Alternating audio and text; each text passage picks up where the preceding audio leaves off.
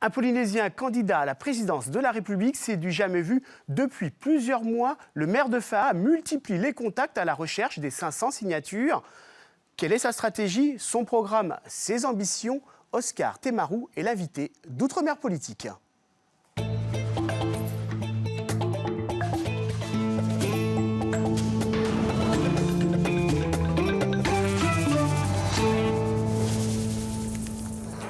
Bonsoir Oscar Temaru. Bonsoir. Merci d'avoir accepté notre invitation. Alors on va entrer tout de suite dans le vif du sujet avec cette photo qui symbolise votre Outre-mer.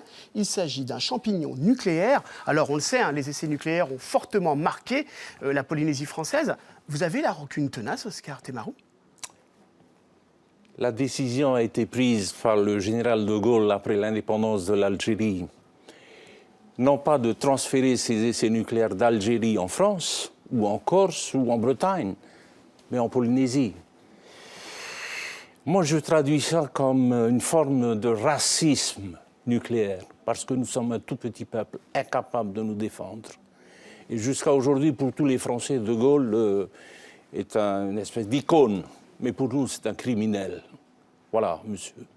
Alors, on l'a dit, criminel. Alors, notre cliché à nous, c'est une photo de vous à l'Élysée. C'est un montage, certes, mais sérieusement, cette candidature à l'Élysée, vous allez vraiment y aller? Oui, j'ai déjà commencé à faire un petit tour de France. Je suis allé en Corse. Nous sommes allés en Nouvelle-Calédonie également. Nous avons des contacts avec des amis en Guadeloupe, en Martinique, la Guyane, la Réunion. Nous essayons d'avoir les 500 signatures comme prévu par les textes. Nous n'en sommes pas loin et il nous faut également avoir une trentaine de départements. Alors, vous vous appliquez à bien faire les choses. On va poursuivre cet entretien avec une question d'actualité. Alors, c'est une question même qui commence à avoir une polémique qui est en train de voir le jour en France. Oscar Temaru, vous êtes maire de Faa, d'une grande ville. Vous avez été président du territoire. Fallait-il ou pas autoriser la manifestation de soutien, on voit les images, à Théo, victime présumée d'un viol lors d'une interpellation par la police? Est-ce que vous comprenez, vous, l'homme du Pacifique, la violence et la grogne des manifestants? C'est ce qui se passe un peu partout dans le monde. Aux États-Unis, c'est le problème, c'est le racisme entre la communauté noire et la police. Et on sait que ce qui se passe aux États-Unis, tout de suite, ça se répercute également en Europe, notamment en France. Et je pense que c'est les mêmes mentalités, c'est cette Et le rapport entre la police et les jeunes de banlieue, la stigmatisation de ces Français peut-être différents, vus par les autres comme différents? Voilà, on aurait pu, c'est un problème qu'on aurait pu régler autrement, mais on a utilisé la force à chaque fois et on retrouve ce même phénomène également aux États-Unis. Alors, nous sommes dans l'actualité et on va y rester justement avec les indiscrétions de Laurence Théatin. C'est le panorama politique. Bonsoir Laurence. Bonsoir Thierry. Alors, bonsoir. vous avez choisi de revenir pour nous sur ce qui s'est passé la semaine dernière à l'Assemblée nationale. Tout à l'heure, il l'a plus ou moins évoqué, notre invité. Oui, et avant tout sur ce qui s'est passé dans les coulisses. La suppression du risque négligeable a été arrachée par les parlementaires. Le gouvernement souhaitait faire un geste, mais en le réduisant, pas en le supprimant. Cela a un coût financier, pour le coup non négligeable. Un compromis a été trouvé au bout de 3/4 d'heure de suspension de séance et en séance publique. Alors la population polynésienne semble plutôt sceptique. Pourquoi ont-ils décidé de supprimer ? Il y a quelque chose, je ne sais pas, mais je dis qu'il y a anguille sous roche. Alors, selon vous, est-ce qu'il y a anguille sous roche? La loi Morin ne parle pas des problèmes environnementaux. La loi Morin ne parle pas non plus des maladies génétiquement transmissibles. Et je dis que c'est complètement ridicule d'avoir maintenu ça, alors qu'aujourd'hui nous savons pertinemment qu'il y a des gens qui sont morts sans avoir jamais mis les pieds à Maurouroua. Merci. François Fillon parti faire la danse du ventre à l'important vivier d'électeurs réunionnais. N'est-ce pas? Alors, selon un proche de François Fillon aux Parisiens, ils peuvent représenter un demi-point sur le résultat de la présidentielle. Et sur le terrain, les avis sont partagé. Ce Fillon tient bon ensemble, toute la réunion l'avait court. Au cas où il a oublié d'apporter ses casseroles, ben, on a apporté les nôtres. François Fillon qui a assisté à la messe et à un serment qui n'a pas manqué de piquant. Si nous pensons être quittes de tout ce que nous avons fait de mal, ou alors de tout ce que nous n'avons pas fait de bien, sur le motif que personne ne nous a vus, nous nous trompons. Alors, est-ce que ça vous parle, cette parole d'évangile? Oui, bien sûr. J'ai eu l'occasion de rencontrer M. Fillon quand il était Premier ministre. Et il m'a semblé être quelqu'un qui avait la tête sur les épaules. Et je n'étais pas du tout surpris qu'il soit choisi pour les primaires. Mais quand on a appris tout ce qui s'est passé, l'histoire de sa petite famille, je vous dirais que je suis très déçu. Un autre candidat est également dans l'océan Indien, Nicolas Dupont-Aignan, à Mayotte depuis hier, puis à La Réunion à partir de demain. Une visite qui déchaîne beaucoup moins les passions. Le Parti progressiste martiniquais de Serge Letchimy a présenté à Benoît Hamon 110 mesures. Tenez-vous bien, pour la Martinique. Pas pour les Outre-mer, ni même pour les DOM, mais pour la Martinique. Et vous, un territoire grand comme l'Europe, vous n'avez qu'une seule proposition. Oui, nous avons décidé, après plusieurs réunions avec la base, avec les responsables du parti, de participer à ces élections parce que j'y ai vu une opportunité pour pouvoir avoir ce soutien démocratique, cette légitimité démocratique pour poser directement la question à notre population.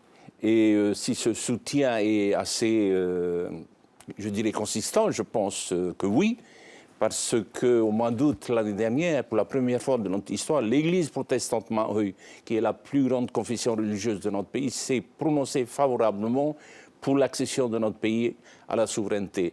Et donc, nous, déjà au niveau du parti, nous représentons quand même 33%, vu les chiffres des dernières élections. Donc, c'est une possibilité pour nous de faire l'autoproclamation de notre pays en État souverain.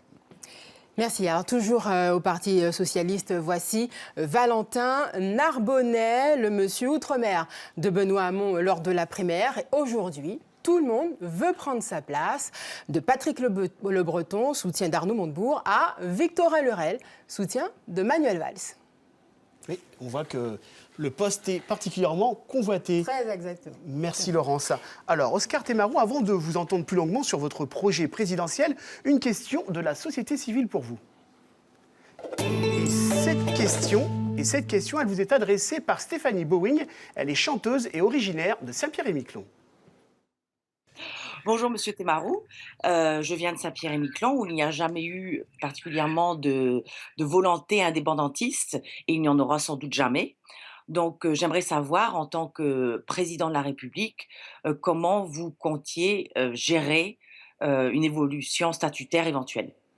Alors, l'évolution statutaire éventuelle, comment est-ce que vous voyez cela? Je dirais tout simplement que ce n'est pas au président de la République à décider de l'avenir de notre peuple, de notre pays. C'est à nous, le peuple mahoy, à prendre cette décision. Et voilà une occasion qui va se présenter au mois d'avril. Et c'est pareil pour Saint-Pierre-et-Miquelon.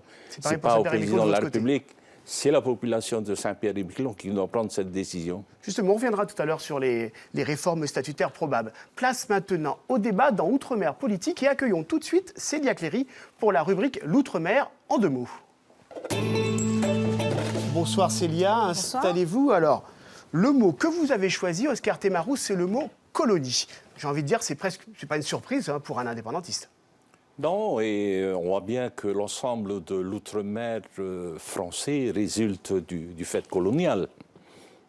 Alors justement, Oscar Temarou, vous le disiez un peu en esquisse au début de cette émission, vous êtes candidat à l'élection présidentielle, vous êtes indépendantiste, mais vous ne vous cachez pas, cette élection, elle a un seul but pour vous. Vous l'avez dit d'ailleurs en janvier dernier dans le journal télévisé de Polynésie Première, l'élection présidentielle, c'est une opportunité à saisir pour la Polynésie de faire entendre la voix de l'indépendance. C'est ça le but de votre candidature. Exactement. C'était un moment important pour m'adresser aux Français. Je pense que l'histoire de la Polynésie, je dirais de Mahonui, qui a été propagée un peu partout, n'est pas du tout ce que nous savons nous. Notre pays a été occupé par la force, par la ruse. Il y a eu des guerres franco-tahitiennes entre le peuple Maohi, nos ancêtres, et les Français. Et à partir de là, tous ceux qui ont fait de la politique vraiment pour notre pays, notamment M. Pouana Aopa a fait de la prison parce qu'il voulait C'est celui qui est aujourd'hui considéré comme le père de l'autonomie. Voilà, exactement. Et nous avons suivi ensuite ceux qui ont suivi ce métois.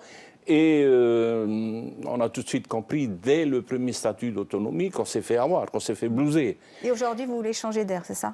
Changer d'air, AIR et ERE, les deux. Ça fait 40 ans. 40 ans, justement, c'était 77. Est-ce que vous voulez profiter, le statut d'autonomie, est-ce que vous voulez profiter de la surface médiatique que vous offre une présidentielle? C'est ça, c'est vraiment donner un coup d'accélérateur à votre discours. Terminer en apothéose, pourquoi pas? Nous nous sommes rencontrés à New York avec M. Jean-Marie Djibaou en 1986 et on avait fait un petit pari. On s'est serré la pince, on s'est dit, il me disait, voilà, le drapeau de Kanaki sera ici avant le tien. Et je lui ai dit non, on sera indépendant avant vous. Il va y avoir le référendum en Nouvelle-Calédonie en 2018 et nous sommes en 2017. Qui sait? Ce que vous voulez faire, en fait, pour que les téléspectateurs comprennent bien, c'est une Taubira, on peut le dire comme ça. C'est-à-dire qu'en 2002, Christiane Taubira s'était présentée à l'élection présidentielle, 52,73% en Guyane au premier tour. Si Oscar Temaru fait plus de 50% en Polynésie, et uniquement en Polynésie, ça permettra de porter la voix de l'indépendance que vous portez au plus haut sommet de l'État, c'est ça? Ça sera l'autoproclamation de notre pays en État souverain et j'espère que la France sera un des premiers pays à nous soutenir comme ils ont fait pour le Kosovo. Et pourquoi pas? Il nous faut cette légitimité démocratique. Vous allez frapper à la porte de l'Élysée, quel que soit le président élu, et vous lui dites « donnez-nous l'indépendance » ? On se verra à New York, pas à l'Élysée. À l'ONU, c'est ça? Voilà. Nous avons besoin du soutien de la communauté internationale. C'est pour ça, d'ailleurs, nous avons mis une quarantaine d'années pour réussir la réinscription de notre pays. On a réussi pour la Nouvelle-Calédonie en 1986 et pour nous en 2013, le 17 mai. D'où vos multiples voyages. Vous passez votre temps maintenant dans les avions. Voilà, c'est des sacrifices, c'est 40 ans de sacrifices, c'est 40 ans de travail.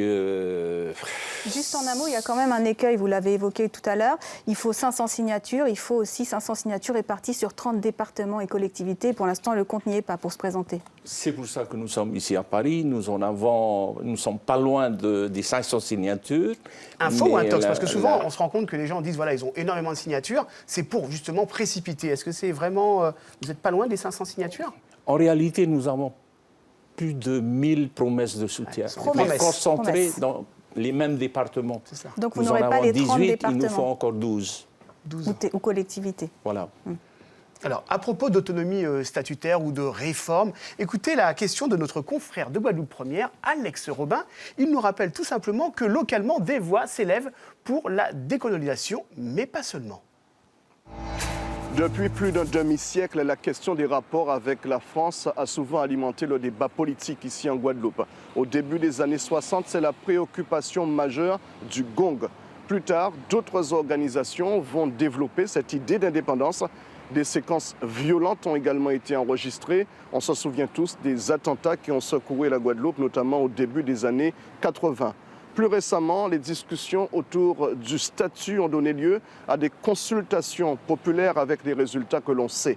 Alors aujourd'hui, M. Temaru, la question qui se pose ici, quelle est votre définition du concept d'indépendance et est-ce que vous allez en faire le moteur de votre campagne qui commence?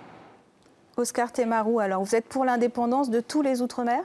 C'est ça votre programme? Moi, je lui dis d'abord merci et je dis également au peuple guadeloupéen, c'est un droit et que la France n'a pas joué son rôle comme il le fallait depuis plusieurs décennies. Je prends par exemple le cas de la Nouvelle-Calédonie. Le peuple kanak, dans sa majorité, s'est prononcé en faveur de l'accession de leur pays à l'indépendance. L'État a trouvé des processus pour retarder des prétextes et puis pour retarder l'indépendance de la Nouvelle-Calédonie. Pour nous, c'est la même chose. Nos ancêtres souhaitaient l'accession de notre pays à l'indépendance et la France nous a donné un statut d'autonomie. D'autonomie, on sait ce que c'est. Je l'ai pratiqué et nous l'avons condamné depuis le début, depuis 1977. Vous avez le sentiment que le rapport de la France avec l'outre-mer, ça doit se voir qu'à travers la décolonisation? Tout le monde suit ce que De Gaulle a dit à l'époque. La France, sans l'outre-mer, n'est plus. Voilà, c'est ça. Et c'est notre gros problème également actuel. Parce que tout le monde sait que la Polynésie, c'est 5 millions de kilomètres carrés, qu'il y a des ressources inépuisables, la mer, le vent, le ciel, le soleil, sont des ressources inépuisables. Sans parler des ressources minières qui sont dans l'océan. Les terres rares, l'or, l'argent, le cobalt, le manganèse, le phosphate. C'est ce que vous dites, vous avez conscience que votre combat pour l'indépendance, il est loin d'être gagné, même avec cette candidature à l'élection présidentielle. Si nous avons le soutien légitime de notre population, je viens de vous dire, nous allons faire l'autoproclamation de notre pays en État souverain. Alors, votre mot tout à l'heure, c'était colonie. Alors, le mot de la rédaction, c'est transparence. J'ai envie de dire que la défiance des citoyens est de plus en plus forte vis-à-vis de la classe politique. Aujourd'hui, est-ce que la transparence est impossible dans le monde politique? On a parlé de colonisation. Je pense qu'aujourd'hui, nous pouvons parler de néocolonialisme. Non, il n'y a jamais de transparence. Nous avons un statut d'autonomie pour parler de la Polynésie, mais quand la raison d'État apparaît quelque part, c'est le droit de souveraineté de l'État qui s'appliquera. Il y a les compétences et il y a la souveraineté de l'État au-dessus de tout ça. Donc, les Corses également que j'ai rencontrés, Monsieur le Président Talamoni, a voulu en savoir plus sur ce fameux statut d'autonomie. Nous leur avons expliqué le contenu de ce statut. C'est une farce. Alors la transparence, ça fait aussi écho à l'actualité. Il y a le Penelope Gate, et puis pas plus tard que vendredi aussi, on sait qu'en Polynésie, vous avez aussi votre lot d'affaires, tout simplement. La justice. Gaston Floss, qui a été la justice n'est pas de ce monde. S'il y avait une justice dans notre pays, plusieurs de nos hommes politiques ne seraient plus en possibilité de faire de la politique. Voilà ce que j'ai à vous dire. Plus globalement, vous comprenez que vous parliez des Polynésiens. Vous comprenez que les électeurs, à cause de toutes ces affaires, peut-être se désintéressent de la politique? Oui. Pour l'élection présidentielle, est-ce que vraiment les gens iront voter, y compris Je comprends, pour vous? mais l'enjeu pour nous est trop important et il nous faut faire vite parce que, comme vous dites, il n'y a pas de transparence. J'ai des chiffres à vous donner. L'IEOM a publié un communiqué qui rappelle qu'il y a 145 milliards de déficit de la balance commerciale, 147 milliards.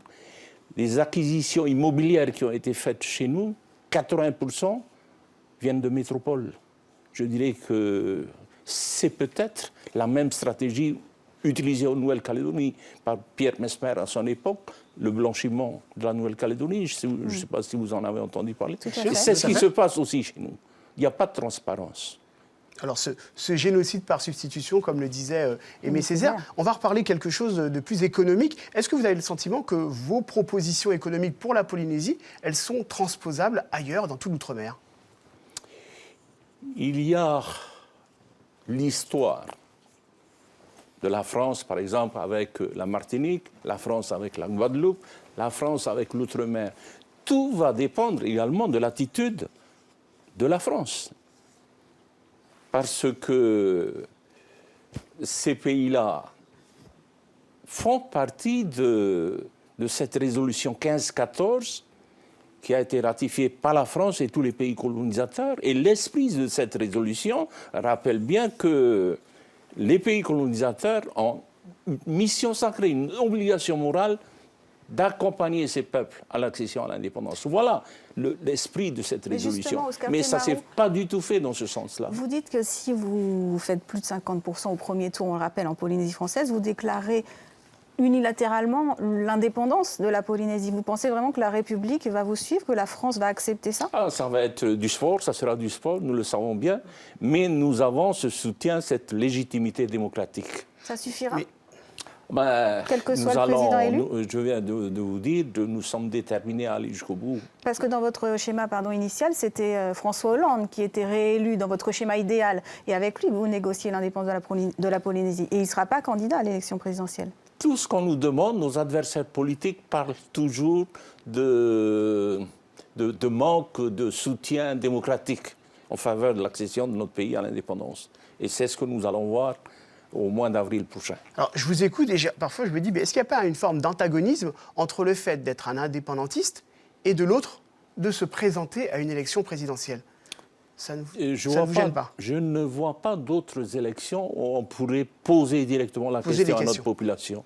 Les autres élections, c'est les élections territoriales, donc ça n'a rien à voir. Nous allons être divisés, ou alors les élections municipales. Là, il y aura un candidat du pays et tous les autres candidats qui viennent de France. La population choisira.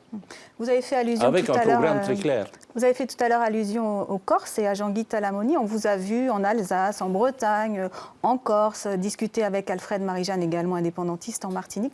Vous êtes le candidat des régionalistes. Vous demandez aux régionalistes de vous suivre, de vous appuyer? Si je suis là également ce soir, j'aimerais bien être le candidat des peuples sans voix.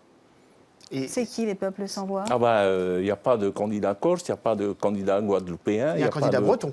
Justement, oui, il y a une bataille qui est en train de se faire. Alors, comment ça se fait la répartition entre eux? Nous allons nous rencontrer très bientôt. Idéal. Nous allons nous rencontrer très bientôt. Christian Troadec, qui était à l'origine des bonnets rouges. Il est loin de pouvoir faire d'avoir les 500 signatures. Mais vous chassez sur les mêmes terres, du coup, pour les signatures que lui?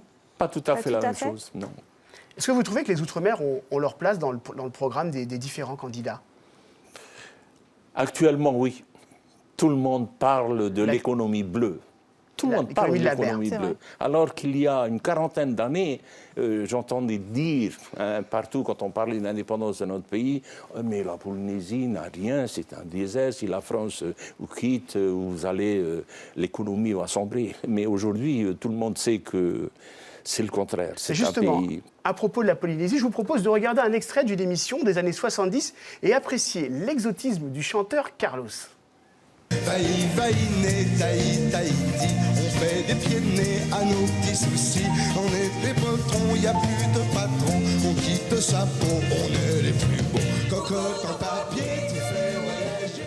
Voilà, n'est-ce pas réducteur, tous ces clichés sur la Polynésie, ce que vous disiez, la possibilité de pouvoir voir ailleurs et différemment? Ce sont les images qui ont toujours été propagées un peu partout. Hein.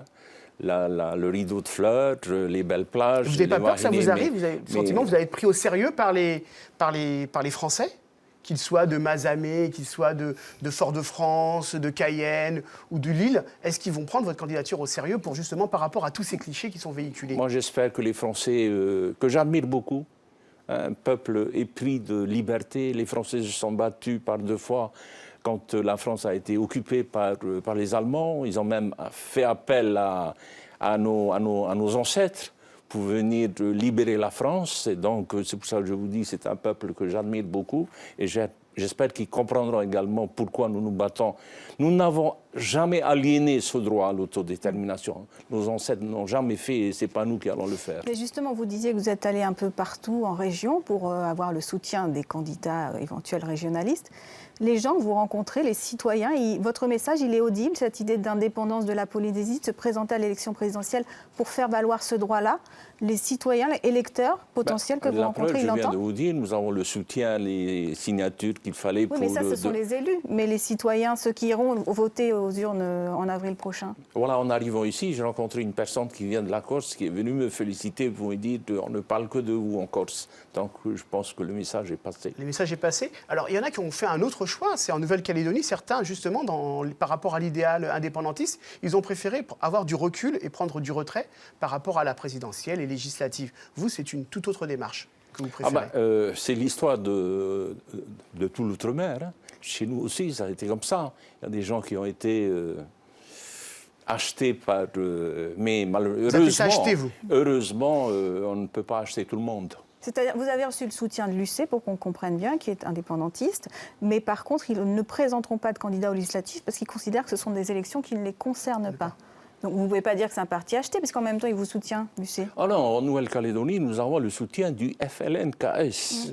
Ça, c'est clair. Nous avons les 50 signatures. J'ai rencontré M. Ranko-Hamilton, j'ai rencontré les principaux leaders. J'ai rencontré Paul Néautine également, il est venu à Tahiti dernièrement. Et non, entre nous, on s'entend bien. Quel est leur intérêt? C'est de se dire que si ça marche pour la Polynésie, ça peut marcher pour la Calédonie, mais ils sont engagés sur un processus de référendum en 2018. Ça fait 40 ans que nous travaillons ensemble. Notre lutte, c'est leur lutte. Leur lutte à eux, c'est aussi notre lutte à nous. Donc vous êtes totalement à l'avant, en place pour cette volonté de vouloir faire changer les choses. Est-ce que vous n'avez pas peur quand même que politiquement et localement, les gens se désintéressent, disent tiens, il a envie de se faire une vision nationale et il passe moins de temps auprès de ses électeurs?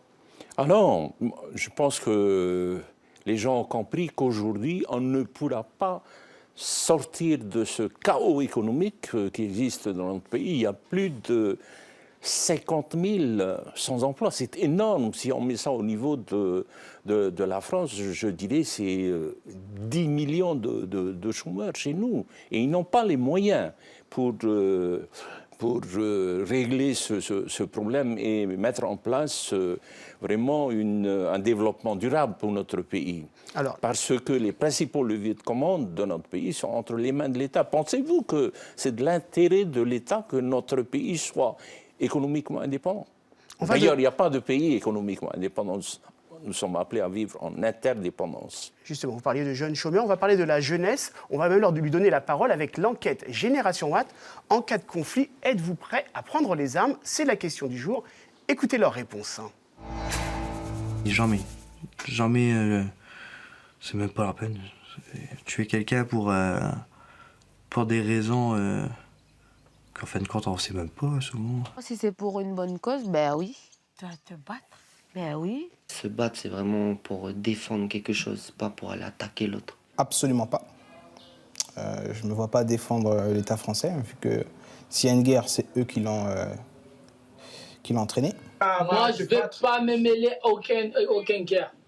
Si j'ai les capacités de me battre intellectuellement, oui. Sinon, physiquement, personnellement, non. Je ne pense pas être à même de le faire. Non. Même pas. Même pas.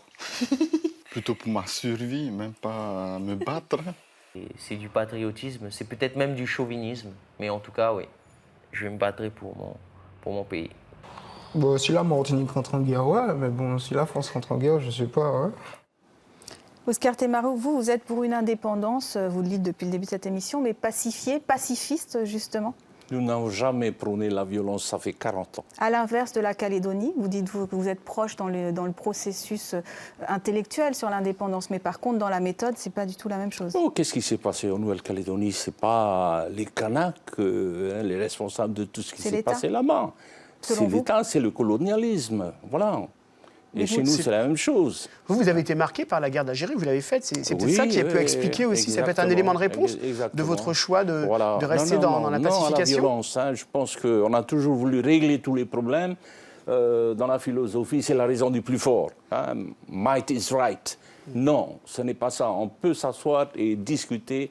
Entre êtres humains, on peut régler ce problème-là humainement et pas toujours avec les armes. Mais vous l'avez dit, ça fait quand même 40 ans avec le statut d'autonomie, depuis 1977. Les choses n'évoluent pas.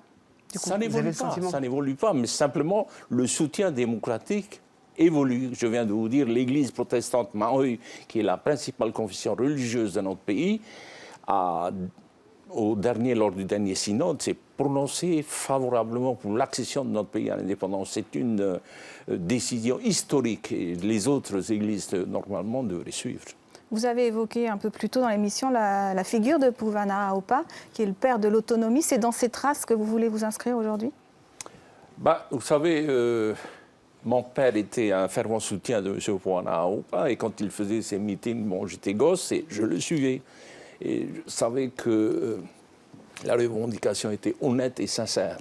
Ensuite, d'autres hommes politiques ont suivi et on a compris dès les premiers projets de statut qui sont arrivés chez nous. C'est d'ailleurs pour cette raison que nous avons créé le parti. On savait qu'on s'est fait avoir. Alors, nous approchons du terme de cette émission et depuis Fort-de-France, le dessinateur François Gabour suit attentivement l'émission. Voilà comment est-ce qu'il la résume. Regardez son dessin. Donc, 4 heures à la douane pour avoir oublié mon...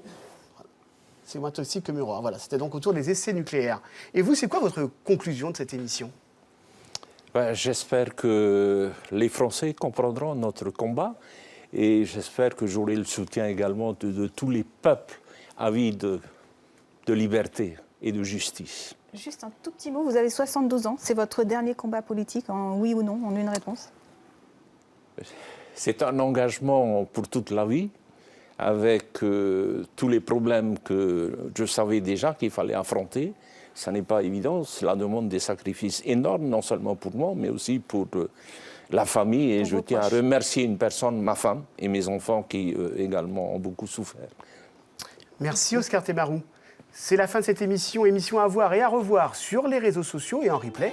Prochain numéro le 27 février. D'ici là, merci et bonne soirée.